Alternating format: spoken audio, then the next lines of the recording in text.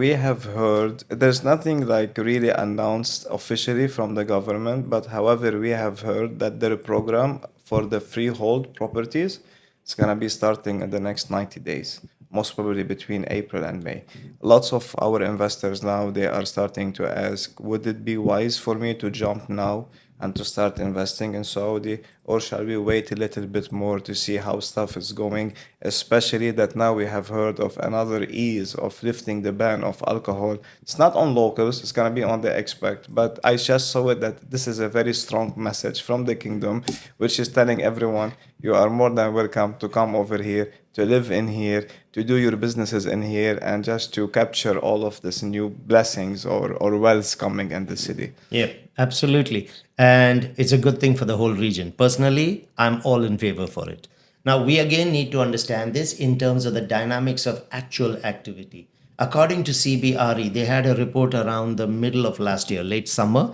The total value of investment in real estate in the Middle East is $1.3 trillion. That was last year summer. It's definitely more now. $1.3 trillion. Of that, 64.5% was Saudi Arabia. Dubai was like 21.3%, literally one third of that. But that's not misleading. It's just when you understand the nature of the project. For example, the NEOM project, the line itself is a 500 billion project. That's half a trillion.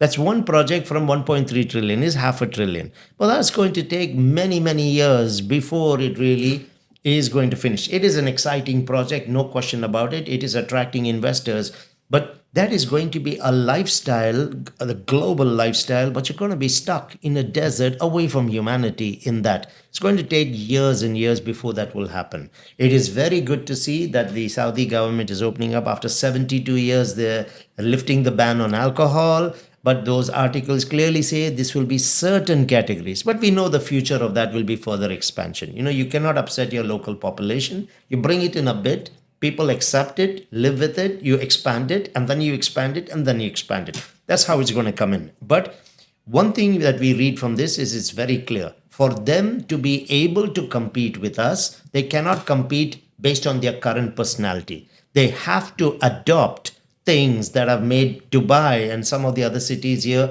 far more attractive. One of them being alcohol, which I know there's a strong sentiment to this from certain people. But the reality is, even the Saudi kingdom, which was so firm on this, it has opened up on this. There's a clear indicator that if you want to become an economy that brings the best, why would people from Europe? Why would people from Northern America? Why would people from Australia? Why would people from Asia want to come to your country if they cannot get a drink? They have a different belief system and value system. But there's no way, I respect your values, but there's no way you're getting me into your country. So they have started to, it just shows how much they are willing to take on to be recognized in this part of the world. That is a good thing for the whole region because it now means the Middle East becomes an investment noise to the rest of the world, and we can hold our own against several of the other major areas. This is the first thing. The second thing is, while you will get investors coming, they are attracting the multinational companies to come in. Where is the lifestyle? It's a good 15 years away. So the lifestyle, for example, I would never take my family to Saudi Arabia. I love the country in terms of economic opportunity, but lifestyle, there's no way I'm going to live there with my own family. Probably you ask 10 people on the street, 9 out of 10, or maybe even 10 out of 10 will say, not yet.